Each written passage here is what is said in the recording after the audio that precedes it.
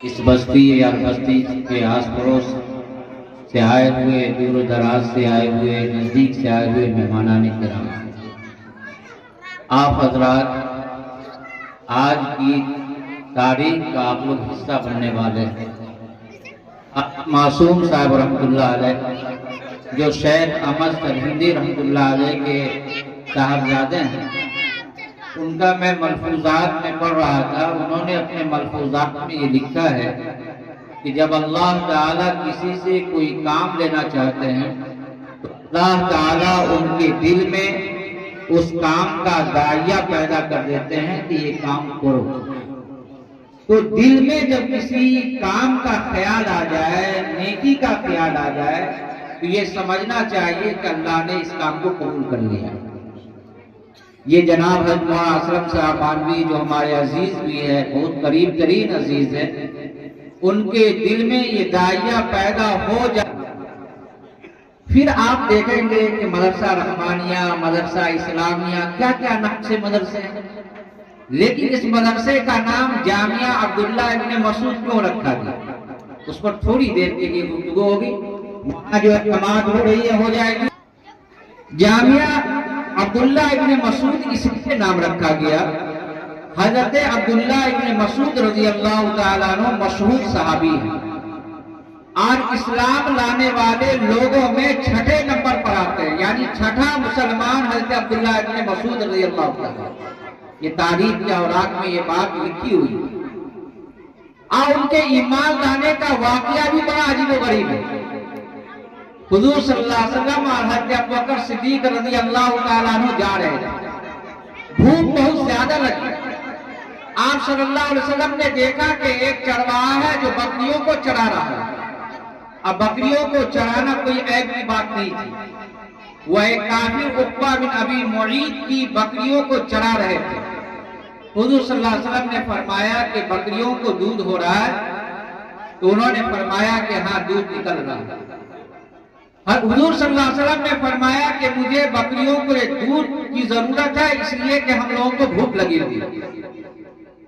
حضرت عبداللہ ابن مسعود ابھی تک ایمان نہیں لائے، انہوں نے کہا کہ یہ بکریاں امانت کی بکریاں ہیں، اور اس کا دودھ آپ کے حوالہ کرنا یہ امانت میں خیانت ہے۔ ایمان نہیں لائے، اس کے باوجود بھی یہ ایمانی جذبہ تھا، اور یہ ایمان کی بات تھی کہ میں آپ کو دودھ نہیں دے سکتا۔ تو حضور صلی اللہ علیہ وسلم نے یہ ارشاد فرمایا کہ ایسی بکری کو لاؤ جس کو دودھ نہیں ہو رہا ہو۔ لہذا ایک بکری کو لا کر کے پیش کیا گیا، آپ صلی اللہ علیہ وسلم نے دعائیں پڑھی، تھن کے اندر دودھ آ گیا، آپ صلی اللہ علیہ وسلم نے خود نوش فرمایا، حضرت ابوبکر صدیق رضی اللہ تعالیٰ عنہ نے اسے پیا۔ اس کے بعد حضرت عبداللہ ابن مسعود کا دماغ کھل گیا کہ یہ کون آدمی آ گئے ہیں کہ جن کی برکت سے بے دودھ دینے والی بکری کے اندر دودھ آ گیا۔ انہوں نے کہا کہ اللہ کے رسول ہمیں بھی وہ دعا سکھلا دیجئے جس دعا کے توفیق اس کو دودھ آ گیا۔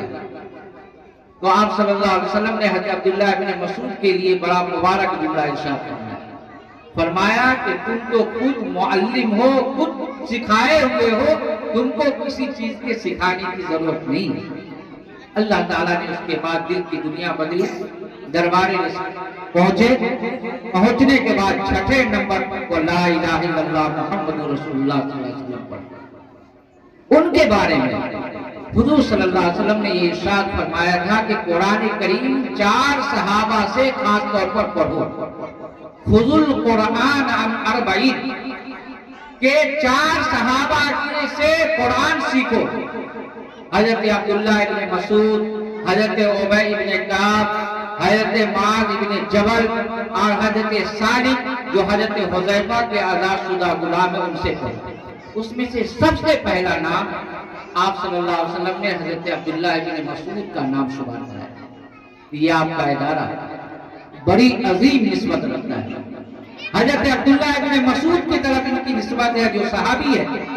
صحابی کوئی آدمی نہیں بن سکتا چاہے کتنوں تہجد گزار ہو، صحابی ان کو کہا جاتا ہے جنہوں نے ایمان کی حالت میں حضور صلی اللہ علیہ وسلم کو دیکھا ہو، اور ایمان ہی کی حالت میں ان کی وفات ہوئی ہو، ایسے لوگوں کو صحابی کہا جاتا ہے۔